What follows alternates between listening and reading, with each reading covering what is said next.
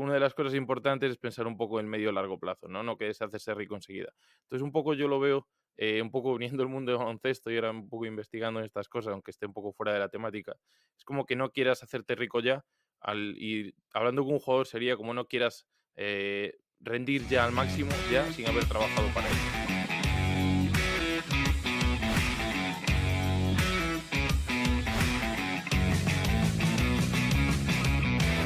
Buenas compañeros, estamos aquí en un nuevo episodio del podcast. Ahora mismo son las 6:35 hora alemana. No sé exactamente qué hora es en China, pero bueno, estamos intentando grabar este episodio de preguntas y respuestas. A mí personalmente son los que más me gustan, me parecen súper entretenidos y al final también vosotros sois protagonistas. Así que nada, Jaime, cuéntanos un poco cómo estás, cómo ha ido el día y vamos a por ello. Muy buenas chicos, pues aquí estamos un día más desde China y de Alemania emitiendo para vosotros y dando todo el contenido que podamos y solucionando vuestras dudas. También personalmente creo que es de las actividades, de todo lo que hacemos, de las cosas que más me gustan, porque creo que realmente llegamos a todos vosotros. Entonces hoy quiero comenzar con una pregunta que quizá es un tema tabú para bastante gente y mucha gente tiene la duda de qué pasa en la NBA, ¿no? ¿Cómo puede ser que diferentes jugadores pasan por la NBA y se observa que produce un cambio físico brutal en cuanto a masa muscular, sobre todo? Tenemos casos conocidos como Antetokounmpo, como incluso el mismo Pau Gasol, que recordemos que fue creo que el año 2004, 2001. ¿No te acuerdas, Álvaro, qué año fue para allá? No recuerdo, la verdad, no Pero recuerdo. hace ya bastante. Creo que fue en 2001 incluso. Seguramente uno de vosotros lo recordéis mejor que yo. Pero todos recordamos a Pau Gasol que cuando fue para allá, pues era, digamos, era un físico, pues se veía que tenía muchas condiciones, que se veía que tenía el talento dentro, pero todo el mundo tenía dudas de si iba a poder competir a nivel físico con las bestias que hay en la NBA, ¿no? Como es el baloncesto hoy en día. Entonces, bueno, pues fijaros cómo ha acabado su carrera, que hace poquito ha terminado, y todo lo que ha durado su carrera, ¿no? Entonces, bueno, a raíz de todo esto, de todos esto que se observan este tipo de jugadores, pues nos preguntan que en la NBA cómo es posible que los jugadores mantengan el tono y el aspecto físico durante toda la temporada, habiendo tantos partidos y tantos viajes. Nos pregunta concretamente sobre el caso de Giannis Antetokounmpo, que ha tenido una metamorfosis drástica y además su físico lo mantiene definido todo el tiempo.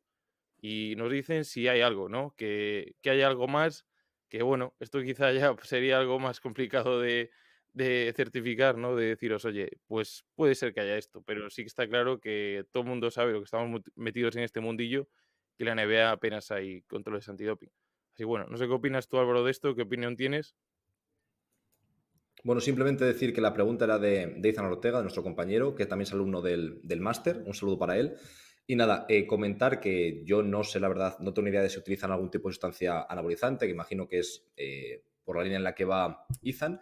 Pero bueno, decir que creo que se trabaja en general, se presta más atención, o muchas veces debería ser así, a la nutrición y al descanso, o por lo menos creo que se intenta poner en valor y que a raíz de ahí lo que conseguimos es un cambio físico. Es decir, creo que en España muchas veces, sobre todo en categorías de formación, no se da tanta importancia como debería darse al trabajo de fuerza, enfocado además especialmente a hipertrofia, y creo que en Estados Unidos se da mucha más. Entonces creo que una de las partes principales de ese cambio, de las razones, es que entrenan más enfocado a hipertrofia, seguramente mejor, que se centran más en balance calórico, ingesta de proteínas y demás.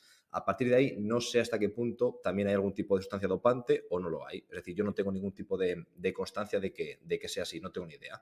Pero bueno, yo lo que creo es que muchas veces se junta que trabajan mejor, que entrenan más enfocado a hipertrofia, controlando el aspecto de nutrición, y además eso se une a gente que en principio tiene una genética privilegiada, como puede ser Antetokounmpo. No sé si Pau Gasol, por ejemplo, ocurre lo mismo, no sé si él tiende a tener esa masa muscular, que puede ser que no, pero también es verdad que Pau Gasol nunca ha tenido el cuerpo que tiene, por ejemplo, LeBron James o Antetokounmpo, o sea que al final no todo el mundo acaba teniendo el mismo somatotipo, aunque todos mejoran. Entonces, no sé si es simplemente porque trabajan mejor o porque cuidan mejor el entrenamiento invisible o si además utilizan algún tipo de sustancia. Pero en principio, creo que la razón principal es que entrenan mejor, sobre todo enfocado a hipertrofia, que en España creo que se hace mucho menos. Esa es mi percepción o mi punto de vista.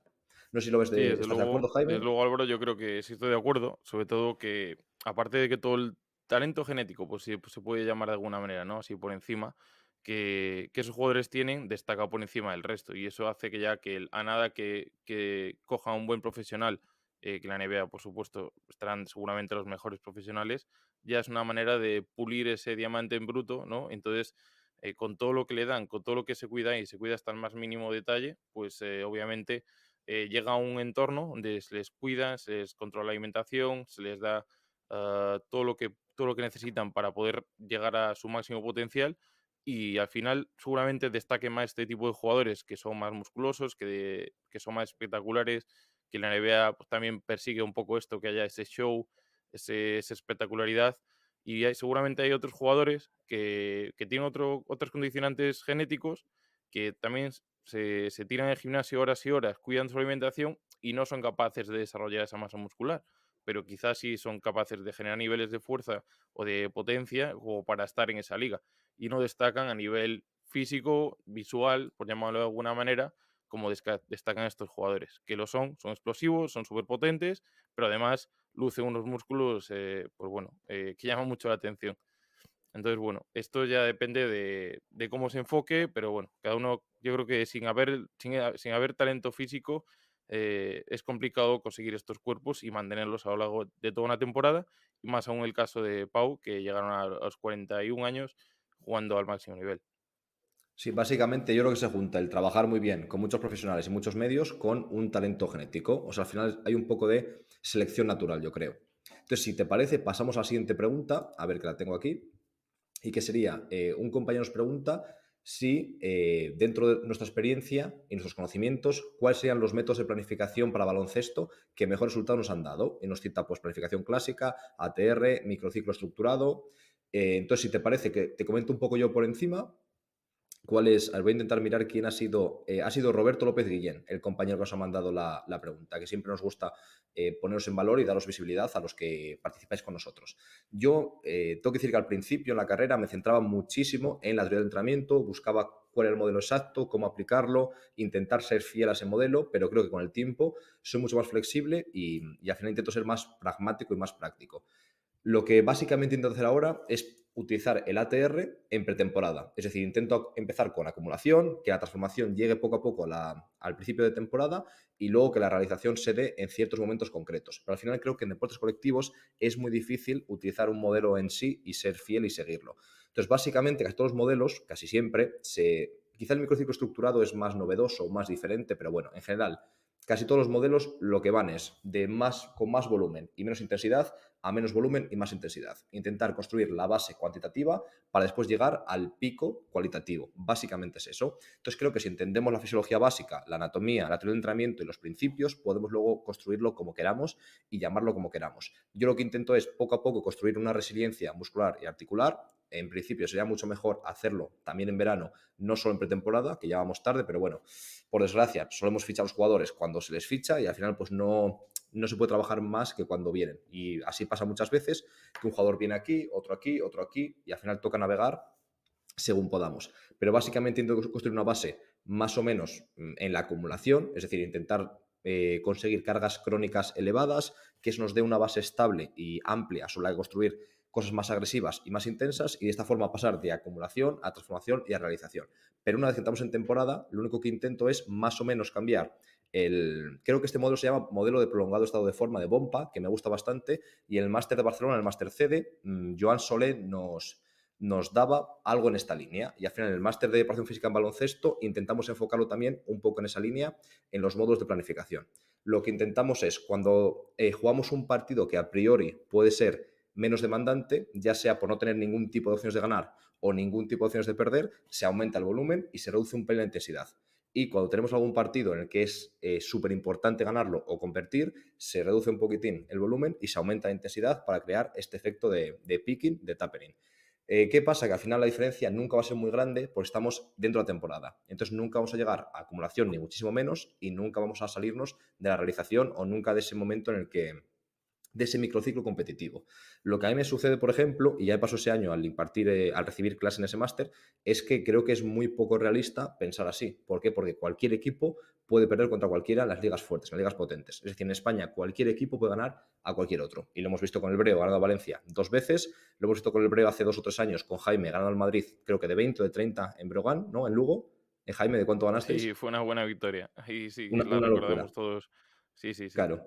Entonces me parece imposible que Juan Trapero, por ejemplo, docente del máster, por cierto, que piense él, vale, pues como jugamos contra Breogán en Lugo, que ahora de repente aumentamos el volumen, bajemos la intensidad porque ganamos seguro, porque eso no se puede pensar a día de hoy. Entonces yo lo que intento es jugar con el calendario según puedo para nunca perder adaptaciones y jugar con el tiempo que duran las adaptaciones. Es decir, ciertas adaptaciones como capacidad aeróbica, fuerza máxima, se tardan más en conseguir, pero luego duran mucho más. El efecto retardado es mucho más largo y una vez conseguidas solamente hace falta dar recordatorios neurales si no queremos aumentarlas y solo mantenerlas. Y con otras que duran mucho menos, como por ejemplo manifestaciones más explosivas o reactivas a la fuerza, intento trabajarlas casi constantemente para no solo aumentarlas, sino también que no decaigan. Y un poco juego con esto. Entonces intento saber pues, las bases fisiológicas de lo que quiero conseguir y en función de eso lo adapto con los medios que tengo y con cuántas veces juego, cuántas veces compito y demás. No sé cómo lo ves tú, Jaime. Sí, en esa línea, yo creo que de todo lo que has dicho, estoy totalmente de acuerdo y creo que una de las claves es que es como que durante la pretemporada, que al final es lo que te define el trabajo, que el contenido de tus sesiones, la etapa de la temporada en la que estés, es como si siempre estás en realización durante la temporada, es como si necesitas buscar el rendimiento siempre y aunque haya ciertos momentos que no te importe, o normalmente no es así, ¿no? Pero que no te importe perder un poco de calidad o perder ese punto de rendimiento en los partidos, aunque obviamente siempre tenemos que tratar de que nuestros jugadores lleguen a su máximo nivel en cada partido, y poniendo un poquito más de carga, un poco más de intensidad en los ejercicios, a sabiendas de que puedes causar algún tipo de fatiga. Pero eso pensando un poco a medio y largo plazo, ¿no? Yo siempre he dicho que yo soy ahora un poco, estoy metido en el tema de inversiones, me gusta pues saber información económica y demás. Entonces, una de las cosas importantes es pensar un poco en medio y largo plazo, ¿no? No que es hacerse rico enseguida. Entonces, un poco yo lo veo, un poco viniendo del mundo del baloncesto y ahora un poco investigando en estas cosas, aunque esté un poco fuera de la temática. Es como que no quieras hacerte rico ya, y hablando con un jugador sería como no quieras rendir ya al máximo, ya sin haber trabajado para ello, ¿no? Entonces, pues un poco desde este punto de vista, queremos darle al jugador un estímulo constante, donde poco a poco, sin darse cuenta casi, va a mejorar su salto, va a mejorar sus desplazamientos laterales, etcétera, los movimientos específicos de baloncesto, pero eso, sin haber percibido que ha trabajado esto en ningún momento, solo eso. Entonces, para mí es importante que el jugador perciba que va creciendo a nivel de masa muscular, se vea más fuerte, se vea más seco o más fibrado y de repente pues vea que eso le ayuda a saltar más, porque pesa menos, ha aumentado la potencia de sus piernas y eso le va a ayudar. Pero sin darse cuenta, es decir, que trabajemos esto desde la pretemporada, desde primeras semanas ya incluso de la temporada ya iniciada, hasta los playoffs, por ejemplo, como tengo yo aquí. En mi caso es un caso bastante diferente y creo que no se da en muchas ligas del mundo, quizás comparable con NBA, lo hemos contado muchas veces, ya que yo compito cada 2 días. Ahora, por ejemplo, a la grabación de este episodio, en una semana estaré compitiendo en 22 días, 10 partidos, de los últimos 10 partidos de liga. Entonces yo tengo que plantear cómo voy a trabajar la fuerza en esas semanas, pero mis jugadores ya tienen una carga crónica, digamos, por explicarlo o por aplicarlo, ¿no? Ya tienen un trabajo hecho que ya me permiten ahora, con trabajo de mucha calidad, conseguir buenos resultados, porque ya tengo una base creada que hemos ido desarrollando durante toda la temporada. Entonces, bueno, ya me enfrento a esto sin querer perder picos de rendimiento. Ahora no quiero que mis jugadores tengan una fatiga excesiva porque ya no pienso en el largo plazo. Ahora sí que ya pienso en hacerme rico mañana, por decirlo de alguna manera, ¿no? Ahora ya quiero que den su máxima altura de salto, su mejor primer paso, su mejor desplazamiento defensivo, etcétera, ¿no? Entonces ahí sí que cambia totalmente lo que es la temporalización de la temporada, ¿no? Para que en qué momento hay que trabajar esto, sino que ahora yo me enfoco más en rendimiento inmediato. Entonces, bueno, es un poco la línea de todo lo que has explicado tú y creo que estoy totalmente de acuerdo y creo que es la manera de ir poquito a poco, como he dicho, dando dosis de trabajo a los jugadores de tal manera que cuando llegue a un punto donde tenga que demostrar su máximo rendimiento, digan, ostras, he llegado hasta aquí, estoy en mi mejor momento, pero no me he dado cuenta en qué momento he trabajado solo esto o solo aquello y he dejado de lado lo otro. Es un Es poco como interesante lo lo que vería yo. dices. Pero yo creo que si preguntas a los jugadores qué prefieren, te dirían que quieren hacerse ricos mañana en todos los sentidos. Pero bueno, Sí, eso seguro. es interesante la metáfora. Vamos con la siguiente pregunta. Es de Gilmal García y nos pregunta que qué tipo de evaluaciones biomecánicas realizamos con otros deportistas antes de empezar la pretemporada y qué importancia tienen para nosotros a la hora de periodizar o de programar. Entonces, si te parece, cuéntanos un poco por encima y yo ahora os doy mi punto de vista y mi opinión. De cara, a empezar la pretemporada, Sí, repite un básicamente, ¿qué poco. tipo de evaluaciones biomecánicas o anatómicas, funcionales haces y que cuánto te condicionan esas evaluaciones tu planificación? Si te condicionan mucho o si realmente no te cambian mucho lo que tenías ya planificado o periodizado. Yo soy una persona que cada vez ha ido haciendo menos evaluaciones. Sí que hubo un momento que hacía muchos test, y muchas pruebas, sobre todo en pretemporada. Y por algunas experiencias anteriores, sobre todo en baloncesto profesional, de jugadores que no llegaban en sus mejores condiciones, incluso con alguna lesión, una tara, ¿no? Me he obsesionado un poco durante cierta etapa de mi vida en hacer muchos test, incluso hacer test aprovechando mi parte de ser fisioterapeuta, test más funcionales, test un poco buscando ese punto donde puede haber un problema de cartílago o un problema de menisco o un ligamento cruzado anterior que tenga cierta inestabilidad, que no son test que el preparador físico habitualmente hace, pero que en ese momento, por experiencias pasadas, yo buscaba, ¿no? Y ahora mismo lo he dejado de hacer, un poco eso lo debería hacer el médico, pero que puedes darse la situación donde tengas que hacer eso, ¿no? Porque no hay esa figura. Entonces, es diferente hacerlo en baloncesto profesional, esto lo primero, que hacerlo en categorías de formación, etcétera. Entonces, los test y las pruebas deberían ser diferentes. Esto creo que es importante, porque en teoría ningún jugador te va a venir en formación queriendo pasar unos test para poder firmar un contrato, obviamente. Es un caso muy concreto, ¿no?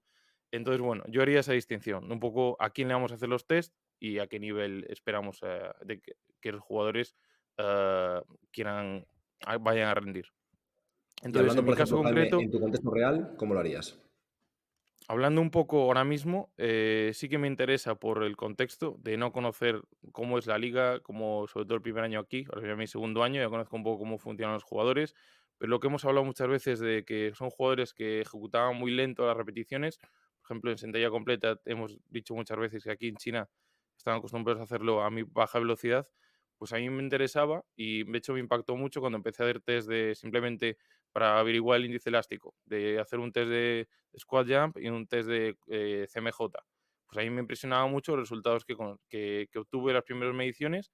El CMJ era lamentable, porque de eso, trabajaba Era con muy negativo, poquita ¿no? Índice láctico velocidad. negativo en casi todos. Negativo. Alguno salía de ver, sí, sí, increíble. Y entonces, bueno, eso me dio muchísima información y de hecho creo que ha sido fundamental para poder conseguir lo que he ido consiguiendo durante todo el año, dándole dosis mínimas para que fueran mejorando eso, sin parecer que en ningún momento nos hemos puesto a saltar como locos, ni a hacer CMJ cargados todos los días, ni nada. No me he focalizado en mejorar un test, me he focalizado en mejorar una capacidad física con diferentes estímulos.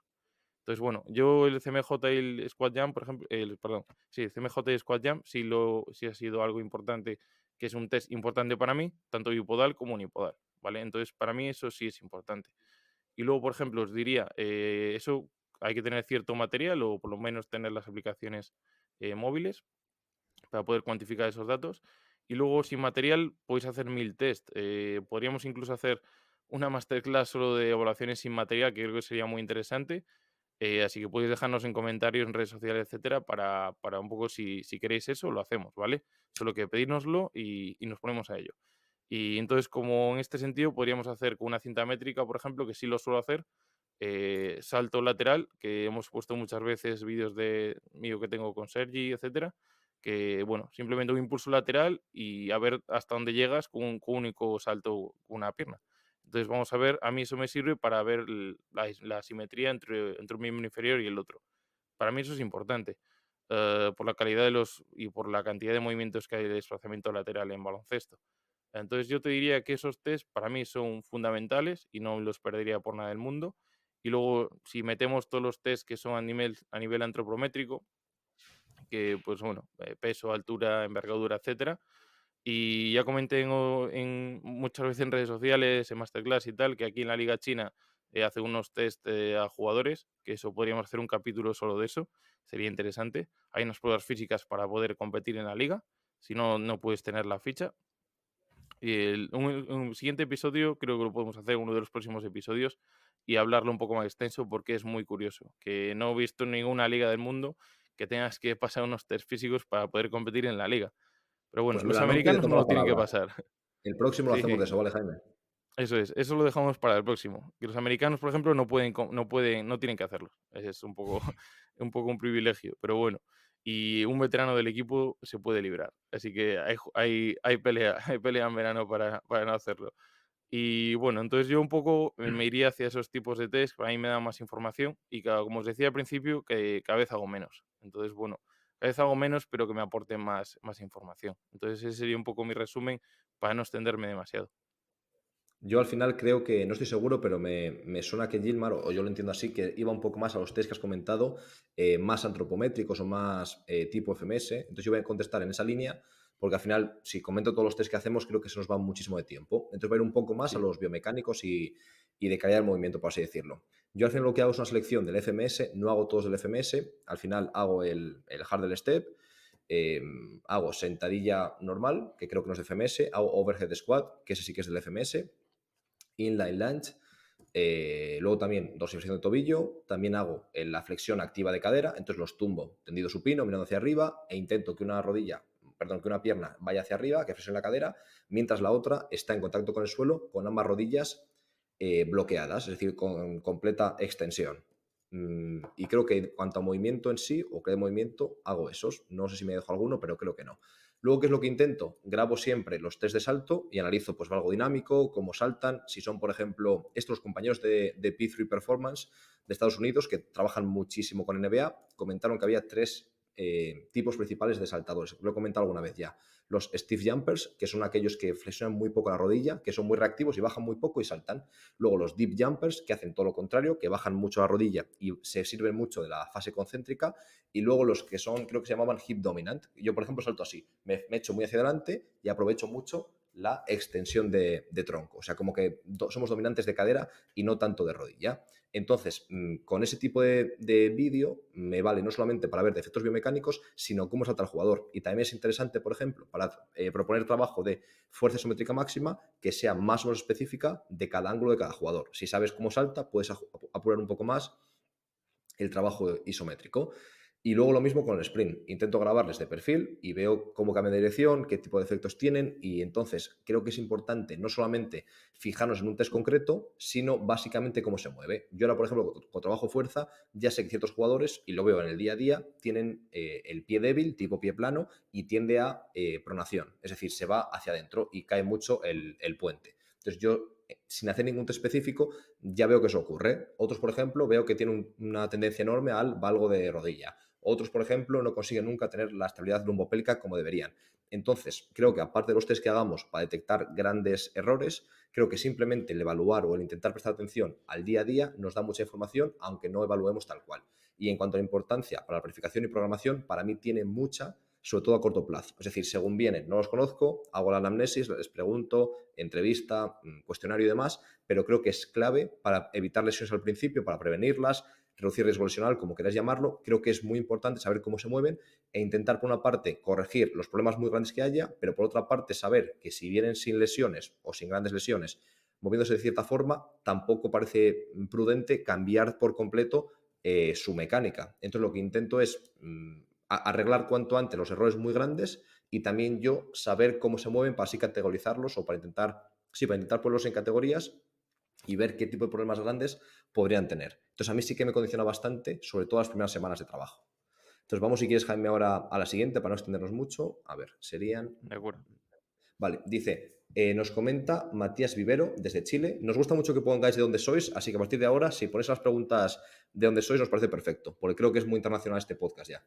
Nos pone en qué momentos la presión física de un jugador de básquet se diferencia de la de otro deportista, de un futbolista, de un atleta, lo que sea.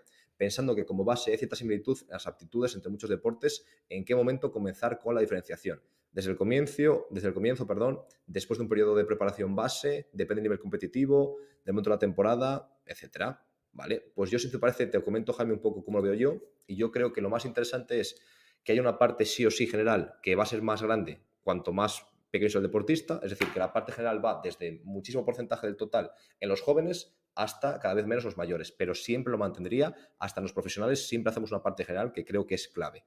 Entonces, cuando tú eres joven, como hay poco tiempo para entrenar, al final hay que hacer mucho baloncesto porque realmente no tienes muchas horas. Entonces, no puedes dedicar 2 horas a la semana que tienes a hacer otro deporte porque al final no tendría sentido.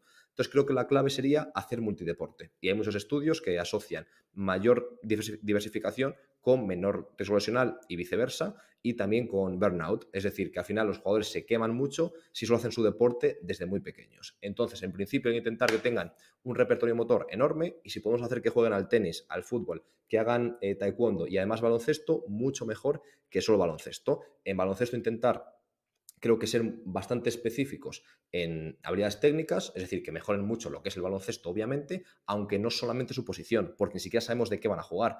Pasa mucho, por ejemplo, el típico pivot, por así decirlo, de categorías de formación, que al final no va a ser pivot de mayor, porque no va a ser tan grande, pero como nos da rendimiento cuando somos alevines o infantiles o cadetes, lo ponemos solo de pivot. ¿Qué pasa? Cuando tiene 22 años, mide 1,95, no puede ser pivot, pero tampoco puede ser 3 ni 2 porque no sabe el repertorio motor de esa posición. Entonces hay que intentar ser específicos en cuanto al deporte, pero no específicos en cuanto a posiciones, en mi opinión. En trabajo de fuerza haría que fuesen totalmente funcionales, es decir, que sepan hacer prácticamente todo, moverse hacia adelante, hacia atrás, lateral, paso cruzado, que tengan muchísima coordinación general, que sean capaces de absorber prácticamente todo tipo de trabajo. Y después, conforme vas llegando al profesionalismo, intentar ir hilando más fino. Pero aún en profesionales, creo que hay que hacer trabajo más general. Sentalla 2 piernas, peso muerto 2 piernas, y obviamente cuanto menos tiempo tienes, más hay que ir al grano, por así decirlo, pero creo que siempre en lo general tiene que tener algún punto, alguna parte o sea, alguna proporción dentro del entrenamiento, creo que es importante. Y en cuanto a cuándo dejar de hacerlo, creo que el propio proceso de ir hacia lo profesional te lo da. Es decir, si tienes a un niño de 15 años que ya pasa de cadete a juvenil y empieza a entrenar 5 veces a la semana, es muy difícil que haga 3 deportes a la vez. Quizás solo pueda hacer 2 o uno y medio, o uno bien hecho y otro con los amigos. En cambio, cuando es infantil o cuando es alevín, igual sí que puede hacer 3. Y cuando llega senior es imposible que haga más que el suyo propio, salvo quizás cierta pachangas o algo así. Entonces creo que el propio proceso de ir subiendo peldaños en un deporte te hace que tengas que ir dejando los demás. Pero en principio, si hago una pirámide, al principio multideporte e ir poco a poco a lo específico. Ese es mi punto de vista. ¿Cómo lo ves tú, Jaime? Sí, muy de acuerdo, sobre todo con el tema de multideporte. Al final, no porque el padre a lo mejor haya sido jugador de baloncesto o ha sido jugador de fútbol, suele pasar, ¿no? Pues mi hijo quiero que sea jugador de fútbol. Entonces, pues lo lleva al campo, lo acompaña a todos lados, lo mete en el primer equipo, el equipo para jugar a fútbol, ¿no? Equipo que tenga en la escuela o luego un club, etcétera. Y resulta que el niño, pues, podía ser bueno a tenis, por ejemplo, ¿no? Entonces, no dejemos de perder oportunidades de este deportista o futuro deportista, aunque no se llegue a ser profesional, sino que realmente disfrute de ese deporte porque no le gusta. Y al final suele pasar, ¿eh? Simplemente suele ocurrir que el niño pues deja de jugar a fútbol o deja de jugar a baloncesto porque lo que le gusta es el nadar o le gusta el tenis o bueno, suele pasar. Entonces, yo soy más partidario de dar a probar a los niños multideporte, que luego se van especializando simplemente por feeling, suele pasar incluso, ¿no? Que se cambia de deporte porque su amigo está allí y luego al final acaban el deporte que realmente le gusta, aunque se haya una temporada con su amigo. Suele pasar a niños pequeños. Pero con esto quiero decir que demos todas las oportunidades, ofrezcamos todo el menú a los niños cuando son pequeños, de tal manera que su propia inercia les lleva al deporte que mejor se les da o más cómodo están en ellos. Porque creo que es el que tiene más posibilidades después de darles un futuro deportivo con el que estén a gusto ellos, ¿no? No quiero decir que lleguen a ser profesionales, pero sí en el camino, si aunque haya dejado de practicar varios deportes, se ha hecho 2 años de tenis, luego lo ha dejado y ha seguido en fútbol y en baloncesto, y luego ha dejado el fútbol y ha seguido con baloncesto desde los 14 a los 18, pues habrá absorbido estímulos brutales desde el tenis, de coordinación oculomanual, etcétera, de gestión del espacio, organización espacio-temporal, pues eso le va a servir de manera increíble para cuando sea un jugador de baloncesto con 15, 16 años. Y sobre todo en etapas iniciales, donde los niños pues, son esponjas, ¿no? Cuando más estímulos reciban, pues en teoría debería ayudarles a ser mejores deportistas para cuando se encuentren en su etapa adulta. Y sobre todo crear fundamento de que cuando sean adultos sigan practicando deportes. Que sus amigos vayan a jugar a pádel y vaya con ellos. Que sus amigos vayan a jugar a fútbol, una pachanga, pues vaya con ellos, ¿no? Y que tenga una vida activa. Eso lo veo más importante incluso que llegar a despuntar como deportista profesional. Y creo que es uno de los puntos sobre el que debemos basar la educación de los niños, porque bueno, es un tema que se podría dar para mucho, ¿no? Pero creo que es más importante fijarse en eso para, para crear adultos activos y no sedentarios delante de la tele. Pero bueno, es otro tema que podríamos comentar para otro episodio. Como siempre, nos van saliendo ideas, las vamos apuntando. Y un poco para volver al tema, pues yo iría, como comentaste tú, creo que estoy totalmente de acuerdo contigo, Álvaro.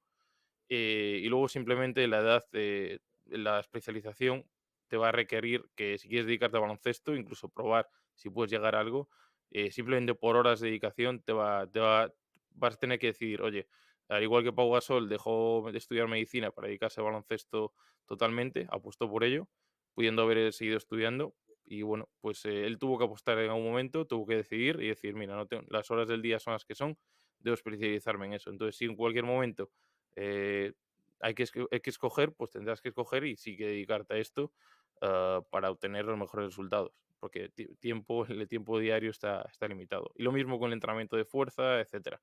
En caso de profesionales sí puedes tener más opciones porque al final no tienen que ir al colegio, la mayoría no tienen que ir al colegio o a la universidad o no van, tienen más horas del día, pueden estar antes en el pabellón para hacer un trabajo extra. Entonces, bueno, tienes un poco más de tiempo para trabajar, ¿no? Aunque después, cuando hay competición, etcétera, pues el tiempo se reduce y al final vas a ver que al final te quedas con los ejercicios que más mayor beneficio te dan con el menor tiempo de implicación del deportista. Entonces, bueno, yo lo veo un poco así. Sé que he tocado varios temas, me he ido un poco de la pregunta, pero bueno, es que se me van ocurriendo muchas cosas que contaros Jaime es muy de y filosofar, quiero ¿eh? compartirlas con vosotros. Has metido el ¿Verdad? mismo podcast a la medicina de Pau Gasol, a la inversión y a ver qué metes ahora, ¿eh? Aquí tocamos todos los palos. Aquí ya yo puedo salir con cualquier lado, lo que tiene viajar y moverse fuera de casa. Perfecto, pues vamos a por la última para que no se alargue mucho ya. Y sería, no nos ha dejado el nombre del compañero, pero básicamente la pregunta es, ¿la prometría de alto impacto provoca en un futuro lesiones? Entonces, si te parece, Jaime, dime qué opinas y te digo yo ahora cómo veo este tema. A ver, es algo que es muy amplio, es como todo. Hay que ver el contexto y a qué nos referimos. Yo creo que si hablamos de jugadores jóvenes, obviamente lo hemos hablado tú y yo muchas veces, que hay que tener cuidado cuando nos metemos a hacer trabajo de alto impacto o trabajo pliométrico con jugadores que no están todavía desarrollados, al final, al nivel, pues bueno, de cartílagos, de tendones, etcétera. Bueno, todavía no está maduro y hay que tener un poco de cuidado. Yo me enfocaría más en lo que es la técnica, de cómo realizar un buen salto, eh, de trabajar buena movilidad, de enseñarle buenos hábitos pues, de calentamiento, etcétera, focalizarse más en eso, antes de volver a meter una pliometría, ya no hablamos de meter carga, ¿no? Obviamente no metería una sobrecarga a un chico que todavía no está desarrollado, porque probablemente en ese momento no pase nada, al final los niños, como dicen, son de goma, ¿no? Pero lo pagará en el futuro. Y sobre todo porque vas a saltar fases de aprendizaje que todavía no te tocan, pues desde el punto de vista metodológico. Y luego a nivel adulto, ya enfocándonos un poco en la profesionalidad, yo soy cada vez más partidario de utilizarlo más que para mejorar el rendimiento, el alto impacto, aunque es importante, más para nivel preventivo. O sea, yo trabajo mucho aterrizajes, por ejemplo, que podrías decir que es alto impacto, hacer un drop jump desde un cajón de 50 centímetros, 60 centímetros, bueno, supone un buen estrés para las articulaciones, sobre todo cadera, te diría, que es donde más problemas me estoy encontrando últimamente, mis jugadores, más incluso de tobillo. Por eso hace unas semanas, ya hace quizás más de un mes, por varios problemas, me ha hecho cambiar un poco el paradigma, un poco mi forma de ver todo el tema de movilidad, de enfocarme más en la cadera cuando antes no lo hacía tanto, focalizar que amortigüen bien después de realizar un alto impacto, una caída. Al final en baloncesto hay muchos saltos, por lo tanto hay muchos aterrizajes. Entonces me he centrado mucho en que el patrón de aterrizaje, pues que cómo utilizan la cadera, ¿no? Es como cuando te dicen, mira aquello y miras el dedo, ¿no? Pues tienes que mirar un poco más allá y focalizarte no donde estabas acostumbrado a mirar siempre, sino, vale, tú haces un salto y te fijas en qué, en la rodilla. Pues oye, ahora yo he cambiado bastante esto y me he fijado más en la cadera, por ejemplo. Es un ejemplo personal, ¿no? Porque la cadera en tanto impacto sufre mucho más de lo que nos pensamos, ¿vale? Sobre todo si el tobillo y la rodilla no funcionan bien. Entonces, bueno, va todo un poco enlazado. Esto lo hemos comentado muchas veces. Pero bueno, yo metería un poco esto, o volviendo un poco a la pregunta de alto impacto, más a nivel preventivo. Aprender a caer bien, al final, eso, hay muchos saltos en baloncesto, hay muchos aterrizajes, y muchas veces en condiciones que no son las que nos estamos preparando en el gimnasio. Nos estamos saltando un cajón y caer justo donde queríamos saltar, ¿no? Sino que después en el partido pues saltamos y hay un jugador debajo o me empujan, o me hacen falta o simplemente salto un tapón y no sé dónde voy a caer o incluso en deportistas profesionales pues hay más gente por en medio, etcétera. Bueno, pues es un poco preparar esas situaciones donde nos vamos a encontrar y preparar a mis jugadores para que en situaciones extremas sean fuertes y estén prevenidos, por decirlo de alguna manera. Entonces, bueno, cada vez lo utilizo más, sobre todo focalizándome en aterrizajes y no meto un alto impacto que sea que queme mucho a los jugadores. La verdad que cada vez lo utilizo menos y lo que utilizo sea de mucha calidad y pocas repeticiones. Vale, yo en cuanto a esta pregunta, creo que al final es un depende, sin ninguna duda, al final depende muchísimo del deportista y creo que en rendimiento o en deporte hay muy pocas cosas que sean malas de por sí. Yo sé que en redes sociales se hace muchísimo, yo estoy en desacuerdo en criticar abiertamente a compañeros, ejercicios, decir que el que hace esto es poco menos que subnormal. Entonces yo creo que eso no es así, en mi opinión. Entonces hay muy pocas cosas que no se van a hacer nunca y hay muy pocas cosas que se van a hacer siempre con todo el mundo. Eso es como lo veo yo, ¿vale? Entonces creo que depende muchísimo del contexto. Entonces yo me he apuntado aquí ahora al leer la pregunta, que por cierto no nos preparamos las preguntas, o sea, las leemos, pero no las preparamos porque queremos que sea más natural. Entonces siempre las recopilamos, le digo a Jaime, son estas las preguntas, las leemos y empezamos, ¿vale? Por eso tomamos a veces notas en directo. Entonces yo lo que me he apuntado aquí es que para decidir si esa pliometría de alto impacto tiene sentido o no, primero hay que definir qué es pliometría de alto impacto. Básicamente, la pliometría de bajo impacto es cuando hay un CEA, un ciclo de estiramiento-acortamiento, sin que haya impacto previo. Por ejemplo, un CMJ, en el que el impacto es posteriormente. No aterrizas para saltar, sino que saltas desde el suelo sin impacto y luego ya el impacto es al aterrizar. En cambio, un drop jump o cualquier tipo de drop jump es pliometría de alto impacto. O, por ejemplo, saltos enlazados. Entonces, ¿cuándo tendría sentido hacerlo y de qué va a depender que haya lesiones o no? En mi opinión, de la técnica, como dijo Jaime, si saltamos mal o si aterrizamos mal, es cuestión de tiempo que tengamos algún tipo de problema, seguramente, aunque quizás no, porque el jugador tenga tal talento físico o tal robustez que no ocurra, pero en principio estamos comprando muchas papeletas. Después de la fuerza máxima también, creo que al final, si aterrizamos, por ejemplo, y generamos, imaginaos, 3.000 newton de fuerza y mi fuerza máxima es 4.000, estoy en un terreno peligroso. En cambio, si yo, por ejemplo, por poner un número, tengo 10.000 newton de fuerza máxima o puedo generar 10.000 newton y aterrizo con 3.000 newton, en principio tengo más margen. Solamente quedaos con el concepto, no con los números en sí. Entonces, la fuerza máxima también termina el riesgo que asumiremos. Después, la carga de recuperación. A lo mejor hacer 15 impactos al día, por ejemplo, o a la semana, lo que queráis, está bien preparado, o sea, tiene sentido, y en cambio hacer 200 al día, pues no es bueno. Y el ejercicio es lo mismo, pliometría de alto impacto, pero la dosis hace el veneno.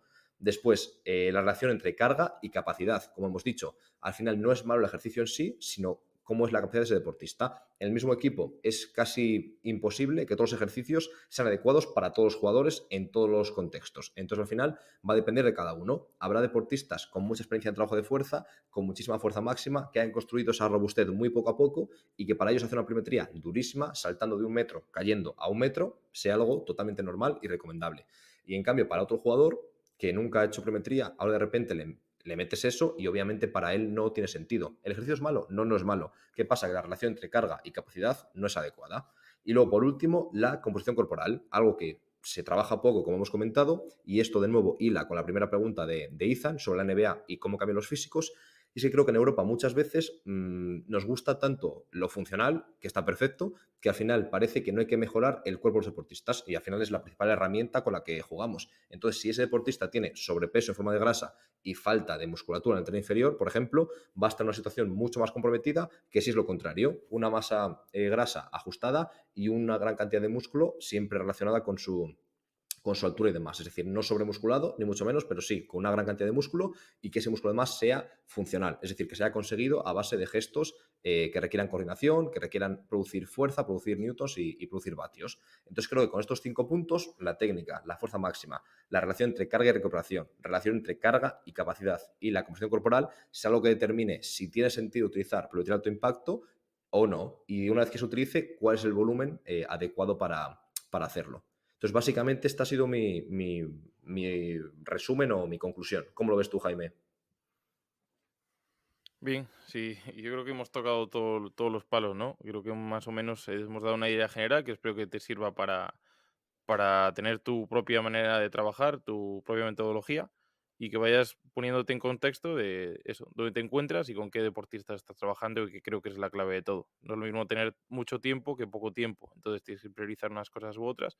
Pues yo desde mi punto de vista, como dije antes, simplemente destacar que lo utilizo mucho más a nivel preventivo que quizás para aumentar el rendimiento, el alto impacto, porque creo que es más en mi caso, que no, que ya trato con jugadores profesionales que cobran mucho dinero, que son muy importantes para el equipo y que si no están, pues tenemos un problema.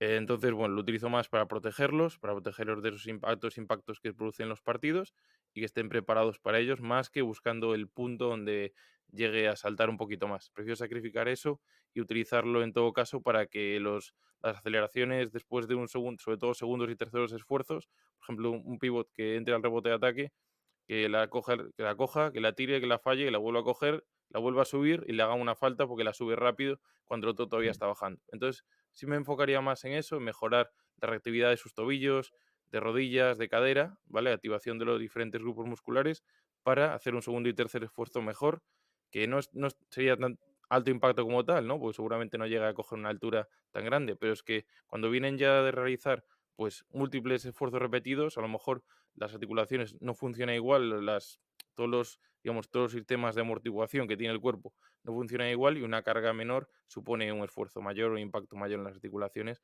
pues ya presentan niveles de fatiga mucho mayores y no trabajan igual.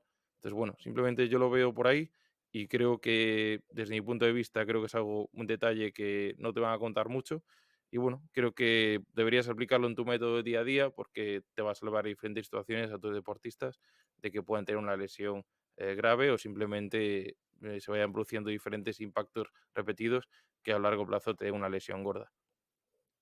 Perfecto, pues entonces, si os parece, compañeros, vamos a dejarlo ya, que no sé ni qué hora es en China y no quiero quitarle más horas de sueño a Jaime, que como dice muchas veces, va a morir joven, como dice él. Sí, Entonces, nada, simplemente deciros que para cualquier tipo de crítica, de feedback, de lo que queráis, nos escribís a www.asesport.com/contacto. Si tenéis cualquier tipo de duda, también lo podéis escribir por ahí o en el grupo de Telegram que tenemos privado. Pasamos de vez en cuando ese cuestionario de Google para que pongáis preguntas y ya sabéis, para cualquier tipo de cosa, para que mejoremos algo, para que corrijamos lo que sea, nos escribís y estamos abiertos a hacerlo, ¿vale? Así que nada, nos despedimos. Jaime, si quieres despedirte y ya cerramos el episodio de hoy.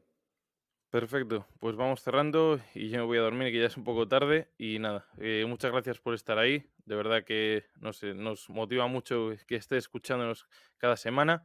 Y lo vamos viendo en la estadística y la verdad que nos anima mucho ver sobre todo que nos estéis escuchando de diferentes partes del mundo. De Así todo que el mundo, muchas ¿eh? gracias de De nuevo. más de 20 Un países. abrazo. Sí, sí, eso es. Entonces, cada vez llegamos a más. Entonces, estamos haciendo As Sport cada vez más internacional. Así que bueno, que nos vemos para el siguiente episodio. Esperemos que estés ahí y cualquier cosa estamos a tu disposición. Venga, un abrazo.